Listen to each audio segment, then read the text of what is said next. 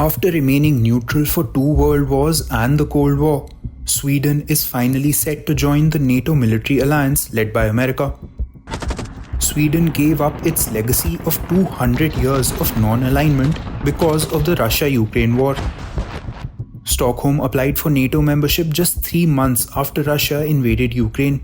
While most NATO allies were ready to induct Sweden, it was kept waiting mainly by Turkey and Hungary. After much haggling and negotiations, Turkey dropped its opposition in January. And finally, the last hurdle was cleared on February 26, when the Hungarian parliament approved Sweden's accession. NATO, which was founded in 1949, is set to get its 32nd member now. Stockholm's main motivation to join was Article 5 of the NATO Treaty. This provision says that an attack on one member will be seen as an attack on all members and they will respond accordingly. Since NATO is primarily a military alliance aimed at keeping Russia at bay, let's see how Sweden contributes to this objective. Firstly, what about troop strength? While Sweden has around 50,000 soldiers, all NATO countries have a combined force of 62 lakh warriors. Meanwhile, Russia has around 13.5 lakh soldiers. Next, let's look at ground combat capabilities. Sweden is reported to have around 120 battle tanks.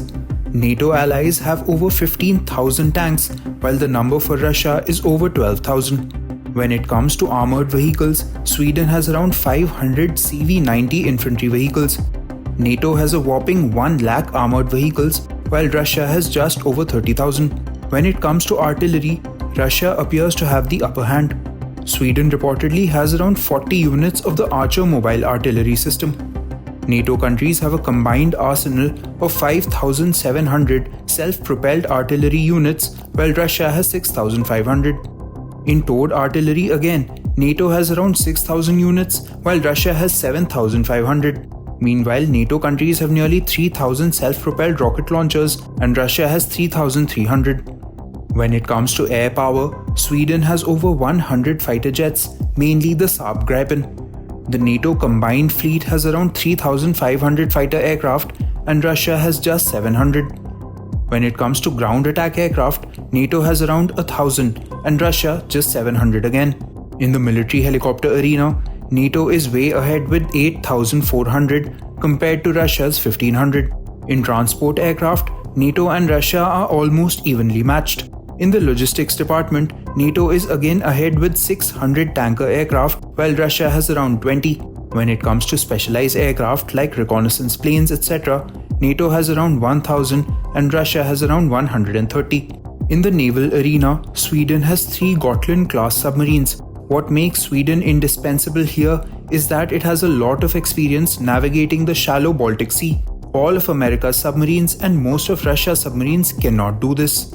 Meanwhile, NATO has around 2,000 warships, including destroyers, frigates, corvettes, submarines, patrol boats, and others. Russia has around 600 warships in the same categories.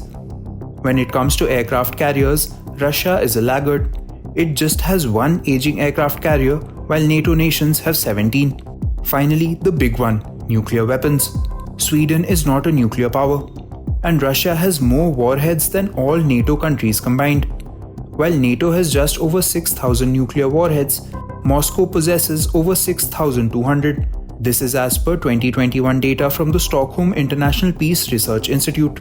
Now, NATO commitments include each member country spending at least 2% of its GDP on defense. While there is some controversy over some members not adhering to this, Sweden claims it has already reached the 2% mark with its estimate of $2.44 billion for 2024.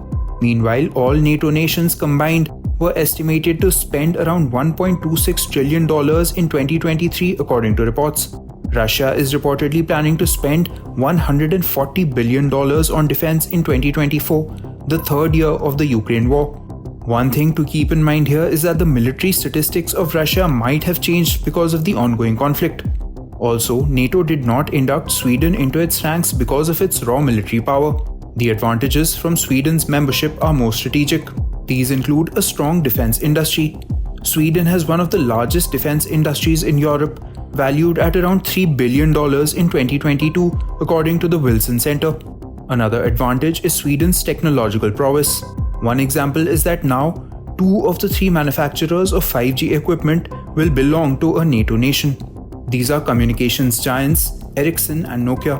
Sweden can also help NATO nations cut their dependence on China for rare earth metals, as it has huge deposits of critical minerals. Russia has expectedly issued a stern reaction to Sweden's accession to NATO. Moscow said that this move negatively affects the security situation in Northern Europe, which was earlier one of the most stable regions in the world.